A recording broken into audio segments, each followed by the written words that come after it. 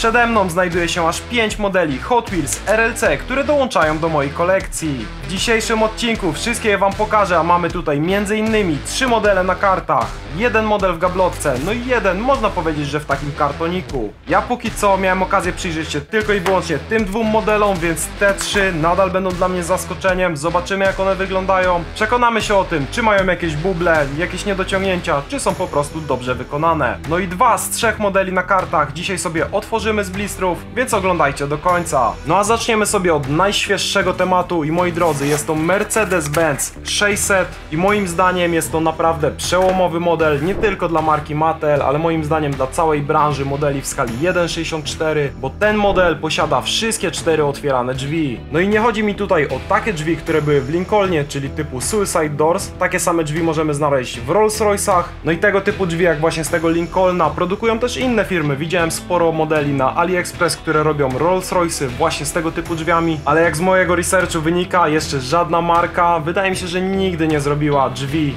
otwieranych normalnie, tak jak w zwykłych samochodach. Wydaje mi się, że pierwszym tego typu modelem jest właśnie ten Mercedes 600. Zresztą zobaczcie sami. Zanim Mercedes, to chciałem wam powiedzieć, że w końcu ruszamy z długo wyczekiwanym serwerem Discord. Na serwerze mamy wiele kanałów, możecie pochwalić się kolekcją, customami czy tym, co ostatnio udało wam się trafić na huncie. Dodatkowo mamy wiele kanałów dla graczy, na serwerze znajdziecie też info o wszystkich nowych produktach z Crime.pl, a niedługo odpalimy jeszcze całą sekcję poświęconą dla wymian i sprzedaży Hot Wheelsów. Naszym celem jest do końca tego roku stworzyć większą społeczność niż posiada Mattel na ich oficjalnym Discordzie. Aby ich przebić, potrzebować będziemy ponad 13 000 osób, ale myślę, że z wami jest to wykonalne. Więc wpadajcie na serwer, link macie w opisie i wracamy do odcinka. No i tak się prezentuje opakowanie od Mercedesa, Mercedes-Benz 600. On jest, z tego co pamiętam, o oznaczeniu W100. Jest to, można powiedzieć, że taki poprzednik klasy S, po prostu największa limuzyna, która wychodziła spod loga Mercedesa. Otwórzmy sobie ten model, zobaczmy, jak on wygląda. No i co ciekawe, ten model jest pakowany na tej samej zasadzie, jak były pakowane Lowridery, Monte Carlo czy Impala, czyli model jest po prostu bez gablotki, no a wsadzony jest w taki sami, zobaczcie, kartonik. Ciężko będzie go jakoś ładnie wyeksponować, najlepiej to sobie go chyba gdzieś otworzyć, położyć na półeczkę albo wsadzić do gablotki. Model niestety przychodzi zapakowany tylko i wyłącznie w taki plastik. Pamiętam, że kiedyś do Lowridera Impali dawali tutaj jeszcze taki fajny filtr, żeby po prostu ten lakier się nie porysował od plastiku. No ale wyciągnijmy sobie Merolka, zobaczmy, jak wygląda, a moim zdaniem wygląda naprawdę świetnie. Dużo osób w internecie widziałem, że czepia się o te kółka, no i faktycznie zwykłe szare kółka może nie siedzą tu najlepiej, może lepiej gdyby były chromowane albo czarne. Szary to może nie do końca najlepszy wybór, ale co do kółek się nie będę czepiał, bo to już jest tak naprawdę kwestia gustu. Jeśli chodzi o samo wykonanie, lakier jest położony tutaj naprawdę ładnie. Jeszcze ten lakier troszeczkę przetarłem, bo wcześniej dotykałem ten model i już był troszeczkę brudny, no ale zobaczcie, lustro jest naprawdę porządne, spektra błyszczy się tak jak powinna. Sam model jest dosyć masywny, oczywiście mamy tutaj metalowy spód, jak na RLC przystało. Fajnie mamy zaznaczony tutaj układ wydechowy na srebrno. Kółka mają dosyć wąski rozstaw, no ale dzięki temu tak fajnie się chowają nam tutaj pod błotniki. Tak się prezentuje model z tyłu, mamy oznaczenie 600, logo Mercedesa, bardzo fajną rejestrację z napisem VIP 600, zrobione są światła, oczywiście można powiedzieć, że klasycznie model nie ma lusterek, niestety. Jeszcze rzućmy okiem sobie na przód modelu, fajny grill,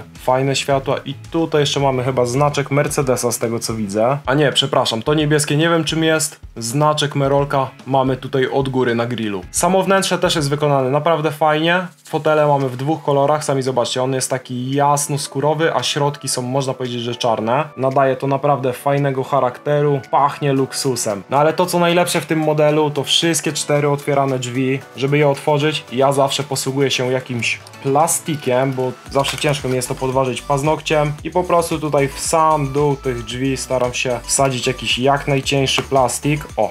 I już fajnie nam odskoczyły. No i tutaj ten zawias chodzi naprawdę fajnie ciężko. Nie latają te drzwi, sami zobaczcie. Można pomachać, te drzwi same się nie zamykają. Otwórzmy sobie wszystkie 4. No i dobra, mamy to. Wszystkie otwarte. W mojej sztuce tylko jedne chodzą bardzo luźno. O, zobaczcie, trochę pomacham, one już się same zamykają, ale reszta trzyma się naprawdę fajnie. Ale zobaczcie na to, no czy to nie wygląda kozacko? Moim zdaniem model zrobiony naprawdę cudownie. Jeśli chodzi o technikalia, to tutaj sam zawias wsadzony jest po prostu pod fotel pasażera, z drugiej strony zawias jest pod fotelem kierowcy, ale wygląda to naprawdę dobrze. No a jeśli kiedykolwiek widzieliście gdzieś na necie, że jakaś inna firma stworzyła model właśnie z 4 otwieranymi drzwiami, to dajcie mi znać w komentarzu, z chęcią się dowiem, bo tak jak mówię, sam robiłem research i niestety nic takiego nie znalazłem. Wydaje mi się, że Mattel może być tutaj trendsetterem.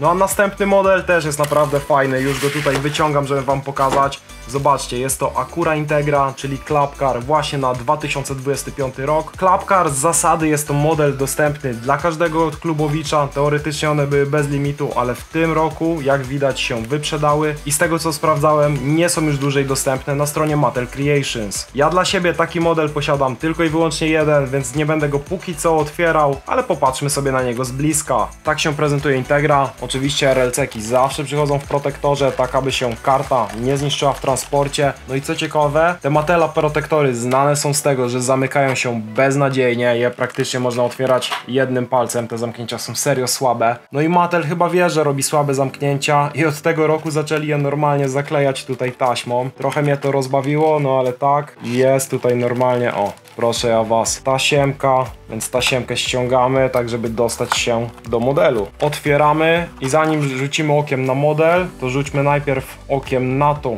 jakie gratisy przychodzą razem z modelem, bo tak jak mówię, jest to Club Car. No i z takim modelem dostajemy jeszcze dwa naprawdę fajne gratisy, czyli taki bardzo fajny pin, zobaczcie, go jakoś tak sobie można do czegoś przyczepić. Jest on metalowy, ale nie jest on raczej magnetyczny, z tego co pamiętam. No i mamy tutaj Mattel Hot Wheels, logo Hondy Integry Type R. Jedyny minus, nie ma tutaj napisane, za który rok jest ten pin, no ale jest on bardzo fajny, jest to już mój trzeci taki pin w kolekcji. Oprócz tego z modelem zawsze przychodzi jakaś naszyweczka, tutaj mamy po prostu taką RLC 25, no i tutaj na dole logo Hot Wheels. Też bardzo fajny bajer. A jeśli chodzi o sam model, jest to trzecie wydanie Hondy Integry Type R od właśnie Mattela i serii Redline Club. Pierwsza była biała, druga żółta, trzecia, jak widać, niebieska, no i w końcu mamy lakier Spectra Flame. Jeśli chodzi o tył karty, nie ma tutaj nic specjalnego, więc rzućmy okiem na model. Nie ukrywam, może w przyszłości go otworzę, ale póki co, tak jak mówię, zostają na karcie. Niebieski błyszczy się naprawdę fajnie, kółeczka są dosyć małe, ale pamiętajmy, że te Integry wychodziły chyba fabrycznie na 15 calach, więc duże koło po prostu tutaj nie wyglądałoby fabrycznie. Co do silnika, moim zdaniem jest ok, wiadomo, nie ma tutaj jakiejś wielkiej ilości detali, ale moim zdaniem jest wystarczająco. Model posiada lusterko, więc to oczywiście na plus. Tutaj jeszcze mamy logo Type R, no i zawsze różnią się rejestracje między malowaniami. Tutaj mamy po prostu RLC 25, nawiązujące do tego, że jest to Club Car. No i model, muszę przyznać, że bardzo fajny, ale tak jak mówię, u mnie póki co zostaje na karcie. No i pozostały nam jeszcze 3 modele RLC, dwa z nich, czyli te dwa na kartach, oczywiście otworzymy sobie z blistrów, będziemy mogli popatrzeć na luzaki, ale zanim to jeszcze mamy jeden model w gablotce, czyli Porsche 959. No i moi drodzy, jest to czwarte już wydanie Porsche 959 od właśnie serii RLC. Poprzednie kolorystyki wszystkie były na kartach, mieliśmy czerwoną, niebieską, czarną. Tym razem dostaliśmy model w gablotce i to nie byle jaki model w gablotce, jest to model w legendarnym już malowaniu Gulf Racing. Bardzo ładny tutaj kolorek Baby Blue. Co prawda, sami zobaczcie, model niestety nie jest w lakierze Spectra Flame, bo wszystkie modele z Gulfa, które wychodziły, po prostu mają lakier taki zwykły. Oczywiście kiedyś była jedna seria z lakierami Spectra Flame, ale podobno bardzo ciężko im było zrobić ten taki lakier Spectry w takim odcieniu jasno-niebieskim, więc tego po prostu zaprzestali i ostatnie kilka modeli właśnie z serii Gulfa wychodzą po prostu bez Spectry, no a mimo tego trafiają do serii RLC. Jak patrzę na ten model, to pierwsze co rzuca mi się w oczy to to, że niestety, ale model w środku nie jest przykręcony do gablotki, tylko wsadzony jest w taki plastik, który moim zdaniem totalnie rujnuje widok po prostu tego modelu. O wiele lepiej gdyby był przykręcony, ale powodem dlaczego nie jest przykręcony jest to, że ten model jest jest tylko i wyłącznie na jednym nicie. A żeby przykręcić model do gabloty, pewnie musiały być dwa nity, dlatego Mattel zastosował tu takie rozwiązanie, że po prostu ten model w gablotce się trzyma tutaj przez ten plasticzek i jeszcze przez ten drugi. Zobaczcie, gablotka nie jest w ogóle przewiercona. No i rzućmy okiem na Porsche. Jak sami widzicie, nit mamy tylko i wyłącznie z przodu, z tyłu nie mamy nita żadnego. Spód wiadomo, że metalowy, z tyłu tutaj mamy rzut oka na skrzynię biegów i silnik. Oczywiście w Porsche silnik umieszczony jest z tyłu. No i co fajne w tym modelu, możemy sobie na niego popatrzeć, bo tylna klapa nam się uchyla i tutaj możemy przyjrzeć się tym detalom, ale co prawda moim zdaniem nie ma ich tutaj za wiele. O wiele lepiej ta tylna klapa wykonana jest w Porsche 964. Zresztą sami zobaczcie, jak wygląda to w Porsche 964 Magnusa Walkera. Tutaj sobie otwieramy. No i moim zdaniem mamy tutaj troszeczkę więcej detali. Jakoś po prostu lepiej to wygląda niż w tym Porsche 959. Może jeszcze obok siebie dajmy. Napiszcie w komentarzu, która komora waszym zdaniem wykonana jest lepiej. Jestem ciekaw waszego zdania. Wracając do 959, to widziałem, że na necie wiele osób skarżyło się na jakieś odpryski, niedociągnięcia, krzywo nałożone kalki, więc zobaczmy, jak wygląda to w moim przypadku. Samo tutaj logo 59 na boku, jak i logo Gulfa, czy na druk tej klamki wygląda naprawdę w porządku. Nie mam się tutaj do czego przyczepić. Patrząc na tył, rejestracja jak najbardziej w porządku, światła nałożone ok. Z drugiej strony tak samo, nie ma się do czego przyczepić. Został nam jeszcze do zobaczenia przód. Czy to logo Porsche jest równo? Wydaje mi się, że jest dosyć równo. Samo logo Gulfa też jest raczej dosyć równo. Lampy trafione. Sam model też nie posiada nigdzie odprysków. Wykonany jest naprawdę dobrze. No i wydaje mi się, że mogę mieć farta. Zazwyczaj jak przychodzą te do mnie RLC-ki, no to bardzo rzadko zdarza mi się, żeby po prostu miały jakieś wady. A tych RLC-ków mam naprawdę sporo. Póki co najgorsze co do mnie przychodziło, to były właśnie te Supry Mark IV. Rzućmy jeszcze okiem tutaj do wnętrza. Zobaczcie, Porsche posiada bardzo fajne pomarańczowe fotele, które dobrze nam się łączą tutaj z tymi listwami i zderzakami z przodu, jak i z tyłu. Największy minus tego modelu to moim zdaniem to, że gablotka ma te plastiki w środku, model nie jest przykręcany, no i sam wybór felg w tym modelu też nie do końca mi siedzi. Wolałbym tutaj zobaczyć jakieś inne kółko. No i pora obczaić jeszcze dwa modele, oczywiście oba sobie otworzymy na luzaczki. Pierwszy z nich to taki Dragbus. W ogóle pierwszy raz w życiu w kolekcji będę miał Dragbusa. On podobno tutaj się podnosi, więc jest to naprawdę ciekawostka. Pierwszy raz będę miał okazję to przetestować w swoich rękach. No i co o tym jeszcze modelu mogę powiedzieć, to to, że pochodzi on z 2024 roku i jest to model Selections, czyli model, który został po prostu wybrany przez community. W ciągu roku zazwyczaj wychodzą dwa tego typu modele. W zeszłym roku był właśnie Dragbus i Nissan Skyline GTR R34, taki fajny, czerwony, no ale ten Skyline jeszcze do mnie nie przyszedł. No i nie ma co więcej gadać, otwórzmy sobie tego Dragbusa. No dobra, model sobie wyciągamy z blistra, blister najpewniej już nie będzie potrzebny. W ogóle ten model jest naprawdę ogromny, waży też mega dużo, nie wiem czy on z kilograma normalnie nie waży, w porównaniu do prosiaczka zobaczcie, jest naprawdę ogromny, jest tutaj kupa metalu, niestety nie mam przy sobie wagi, ale musicie mi uwierzyć na słowo, że jest naprawdę ciężki. Zobaczcie, kółka jakie zostały tutaj wybrane to takie przypominające Neon Classics, czyli z czerwoną obramówką, a sam lakier taki naprawdę fajny niebieski, błyszczy się naprawdę kozacko. No i co? Otwórzmy go sobie, zobaczmy jak wygląda jako luzak. Ale się beznadziejnie otworzył. O, trzeba jeszcze mu tutaj pomóc trochę, żeby go wyciągnąć. Teraz to idzie. No i mamy, proszę Państwa, Volkswagen Dragbus, tak to się prezentuje. To tylne kółko jest naprawdę gigantyczne. Chyba to jest Hot Wheels z największym kółkiem, jakiego posiadam w swojej kolekcji. Przednie to jest chyba normalny rozmiar, tak jak w zwykłych Hotach, porównajmy sobie. Tak jest, a porównajmy tylne. No tylne robi naprawdę wrażenie. Model od spodu, wiadomo, metalowy spód. Okej, czy coś tu więcej mamy z detali? Nic ciekawego tutaj nie zauważam. Co mamy z tyłu? To coś to pewnie jest chyba wydech albo jakiś silnik odrzutowy. Zaraz go sobie otworzymy i zobaczymy. Lakier błyszczy się naprawdę pięknie. Tutaj mamy fajną taką grafikę z płomieniem. Tak samo tutaj takie żółto-pomarańczowe grafiki z płomieniami. Od góry mamy taką strzałkę, ale zobaczcie tylko na ten lakier. no błyszczy się przekozacko. Ten drag boost od przodu, zobaczcie, on jest bazowany chyba na tej jedynce, ale tego do końca pewien nie jestem. No dobra, ale otwórzmy go, bo to jest to, co jest najlepsze w tym modelu. On się otwiera w tę stronę. O, w tę stronę, zobaczcie. Całe nadwozie idzie do góry i ukazuje nam tutaj przepotężny silnik z przepotężnym, no to chyba najpewniej jest po prostu wydech, a z przodu mamy jeszcze tutaj klatkę z kierownicą, żeby tutaj mógł wsiąść sobie kierowca, no czyli taka typowa fura zrobiona po prostu pod drag race. Wygląda naprawdę fajnie, podoba mi się, że ten środek jest chromowany. Ciekawe, czy to się nie przewraca jak stoi. O, okej, nie przewraca się, no więc tak, model naprawdę ciekawy. Wiadomo, że nie jestem aż takim mega fanem tych dragboosów, żeby teraz zbierać je wszystkie, ale taki jeden w kolekcji, kurczę, czemu nie? Cieszę się, że naprawdę wleciał. Jest to coś nietypowego. Nie jest to zwykłe jakieś stensowe auto. O, teraz już otworzyłem. Okej, teraz już będzie chyba opadać.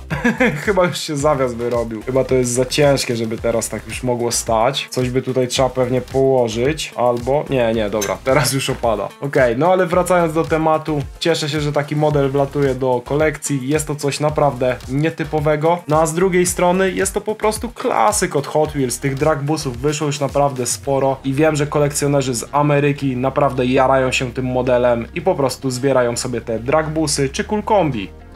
No i finalny model na dzisiaj, z którego też zrobimy sobie luzaka, czyli Chevy 454 SS. Ten model, co ciekawe, wyprzedał się turbo szybko ze strony, bo zszedł on w około 8 minut. Wiadomo, w Polsce raczej nie będzie hypu na ten model, ale w Stanach to już zupełnie inna bajka. No sam ten czas, że ten model wyprzedał się w 8 minut pokazuje to, że ludzie w USA po prostu uwielbiają ten model. No i tak jak mówiłem, 1990 Chevy 454 SS model. Wydaje mi się, że to jest dosłownie ta sama spektra, którą mieliśmy na dragbusie, ale zaraz go sobie otworzymy i porównamy sobie te lakiery po prostu obok siebie. Protektor ponownie nie będzie nam już potrzebny. Najpierw look okiem przez kartę. No model wygląda naprawdę fajnie. Podoba mi się jeszcze tutaj te wstawki ciemniejszego niebieskiego i tego to takiego fioletowego. Wygląda to jak taki vaporwave, kurczę, fajny stary retro styl. Tył karty podobnie, nic ciekawego, to co zawsze. Tutaj w ogóle są wypisane zawsze jakieś historie modelu czy tam auta, więc oczywiście możecie sobie zapauzować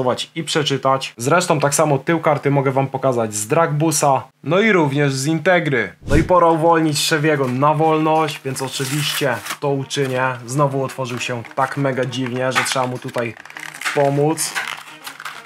Ale tak, mamy to. Dobra, jeszcze rozrywamy to i mamy pięknego luzaczka. Jak ja już na niego patrzę, to wygląda naprawdę nieźle, ale przerzućmy kamerę i popatrzmy na niego z bliska. No i tak się prezentuje Chevy. Zobaczcie, dosłownie cały jest w Spectra Flame. Nawet mamy pomalowaną tutaj dosłownie całą pakę. Jeśli chodzi o mój model, nie widzę tutaj żadnych odprysków. Muszę przyznać, że kontrola jakości nie zawiodła. Wszystko wygląda ok. Wybór kółek całkiem mi się podoba. Uważam, że pasują do takiego amerykańskiego pick-upa. Tak jak mówię, fajne są te tutaj bardziej miętowe wstawki. Zresztą zobaczcie, od spodu widać cały wydech. Co ciekawe, rury idą tutaj do boku, a nie do tyłu, ok.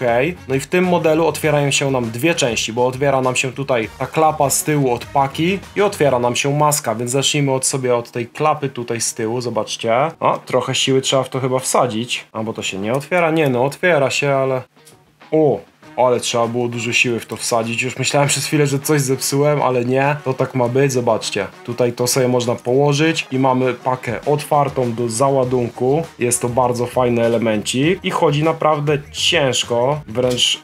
O! Kurczę, bardzo ciężko, aż się boję, że to zepsuje. Okej, ale działa. Tył modelu mamy tutaj po prostu klapę. Co ciekawe, nie ma tutaj żadnej rejestracji. Moim zdaniem tego naprawdę zabrakło w tym modelu. Powinni tutaj dorobić jednak jakąś rejestrację. Drugi bok modelu wykonany jest naprawdę równie fajnie. Jeśli chodzi o wnętrze modelu, ciężko mi będzie wam je pokazać, ale dosłownie wszystko jest czarne. I tapicerka czarna, i tutaj kierka czarna, deska rozdzielcza czarna. No więc po prostu wszystko wewnątrz jest czarne. Co do lusterek, model niestety ich nie posiada, za to posiada klamki. Z przodu logo Chevy'ego, światła i ponownie nie ma rejestracji. Kurczę, trochę mi brakuje tutaj rejestracji niestety, ale otwórzmy sobie maskę, zobaczmy jak tam to wygląda. Oczywiście ja sobie modelem, zawsze lubię tak klepnąć, aż po prostu maska sama się nam otworzy. I tak to wygląda, zobaczcie. Cała komora silnika jest zrobiona w lakierze Spectra Flame, nawet tutaj pokrywa silnika, wszystkie te nadkola od wewnątrz, wszystko jest w tym samym kolorze co auto. No i moim zdaniem mi to po prostu się podoba. Widziałem poprzednie kolorystyki i w poprzednich kolorystykach, wiecie, autko było w lakierze Spectra Flame, a komora była czarna, a tutaj autko mamy w Spectrze i komorę mamy w Spectrze i muszę przyznać, że wygląda to naprawdę dobrze. No mi po prostu się podoba. Zróbmy sobie jeszcze taki rzut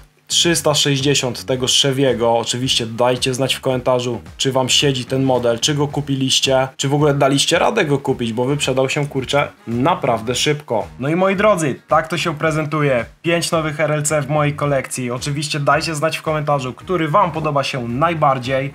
Moim zdaniem wszystkie są naprawdę fajne. O dziwo, nie mają żadnych bubli, żadnych niedociągnięć. Wszędzie lakier wygląda naprawdę ok, nie ma odprysków, kalki nałożone naprawdę równo. Ale jeśli miałbym wybrać jednego, to wydaje mi się, że najlepszy chyba jest ten Mercedes, ze względu po prostu na te 4 otwierane drzwi. No ale trzeba przyznać, że reszta też jest naprawdę fajna.